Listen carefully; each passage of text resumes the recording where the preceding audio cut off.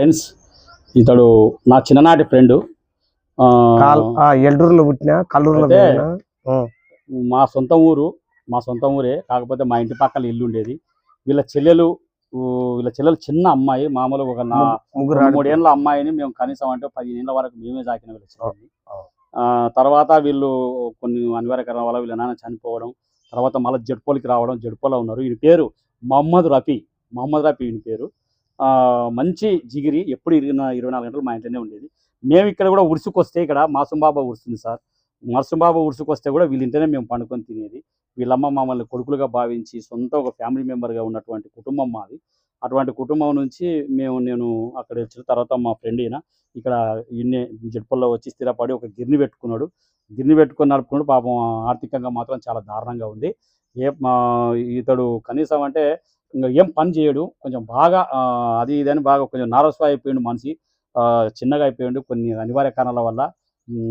ఏదో కొంచెం దరిద్రం దాపరించినట్టుగా మనిషి వేరే రకంగా అయిపోయి పాపం పేదరికంగా ఉన్నారు. తర్వాత ఒక అమ్మాయి పెళ్లి చేసిండు. ఈయనకి 2 పిల్లలే, ఆడపిల్లలు ఉన్నారు. ఒక అమ్మాయి పెళ్లి చేసిండు, ఇంకొక అమ్మాయి ఉంది.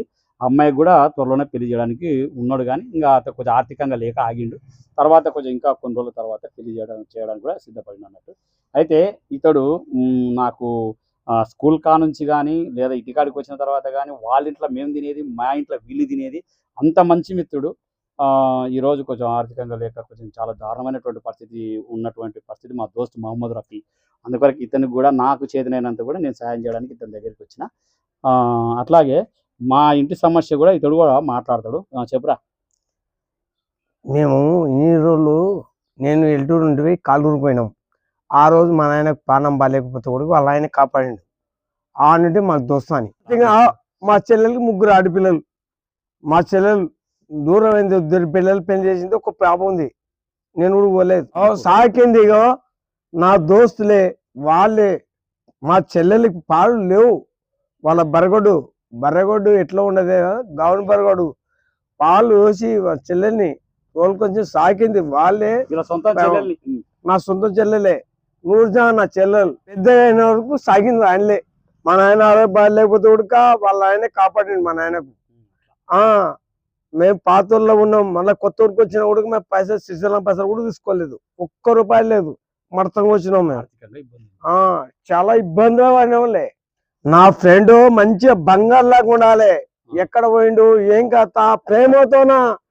కడుపు ఆస్తులా కాదు, డబ్బు ముఖ్యం కాదు, ప్రాణం ముఖ్యం. మొన్న ఉడక కాలూరు పోయినా, ఈ ఇంట్లో చెప్పకుండా పోయినా, కాలూరు పోయి స్థలం చూసి నాయనది రాత్రి 10 గంటలకు ఇంటికి వచ్చిన. నేను ఏడ్చుకుంటా. రాత్రి ఎవ్వరు నాకేం అడ్డం లేదు, సెల్లు లేదు, ఏం లేదు. ఇంకా అంత ఆడుతుగా నా కొడుకు పంపించిండు బైక్. చిన్న బైక్ నాకు 2 కిలోమీటర్ల దూరం ఉన్నాడు. సరే, సంతోషం. ఫ్రెండ్స్, ఇతనికి నేను ఏదో ఆర్థికంగా సాయం చేయడానికి వచ్చిన. నాకు సరే మొన్న నేను మ్యారేజ్కి దీనికి ఏం రాలేదు. రాకుండా ఉన్న దానికి వీడు కూడా ఏం తెలియకుండా అంటే వీడు కొంచెం వేరే రూట్లో ఉంటారు కాబట్టి తెలియకపోవడం సరే, అది సహజమే. ఇప్పుడైతే నేను ఈ సాయం చేస్తున్నా. రేవమ్మ కొంచెం లేవు కదా, మీ ఇద్దరు చేతులు పట్టుకుంటే అయిపోతుంది. అమ్మ, నీ పేరేం పేరు? మాసుంబి. మాసుంబి వీళ్ళకు నేను ఏదో నాకు తోచిన కాడికి సాయం చేస్తున్నాను బ్రదర్. వీళ్ళకి కూడా అల్లా మంచిగా కాపాడాలి, ఆ దేవుడు మంచిగా కాపాడాలి. అల్లాక దువారైనా. నా పేరు సాయిబాబా. అల్లా మాలిక్ సాయిబాబా ఆశీర్వాదం కూడా అందరికి ఉండాలని మనస్ఫూర్తిగా కోరుకుంటున్నా బ్రదర్. ఓకే, నీకైతే సంతోషమే కదరా? సంతోషమే. జోలో పెట్టుకో, లేకపోతే అమ్మకి 4 జిన్నులు, 1 జిన్ను కాదు. చెప్పరా? మొహమ్మద్ షా మా నాయన. మొహమ్మద్ షా పేరు. అమ్మ పేరు షాల్బీ. తమ్ముళ్ళ పేరు చెప్పు. తమ్ముడు పేరు ఒకటి ఫారూక్ అని పెట్టినాం. తాత పేరు పెట్టింటి దర్శమాద్ అని. ఫారూక్ పషన్ పేరు మార్చిన తర్వాత ఇంకోడు జావేద్ చిన్నోడు. వానికి 2 కొడుకులు, బిడ్డ. కొల్లాపూర్లో ఉంటారు. అందరు సపోర్ట్గా సాయిబాబా పెయింట్ గోపులా మళ్ళీ కాలూరుకి వచ్చిన ఉడుకు అదే ఉండాలి, సపోర్ట్ కాదు. రాజా అందరూ మంచి సాయిబాబా మంచి అబ్బాయి. మళ్ళీ పెడుతున్నా మాస్టర్ జట్పల్ల మన షాప్ ఖాళీ. రోజు ఎంత వస్తుంది? 300-400 వస్తుంది. ఇంకా నీవే పని చేయాలి ఎక్కువ కదా. ఇంకా చిన్న అమ్మాయిది మ్యారేజ్ చేస్తే అయిపోతుంది. ఓకేనమ్మా?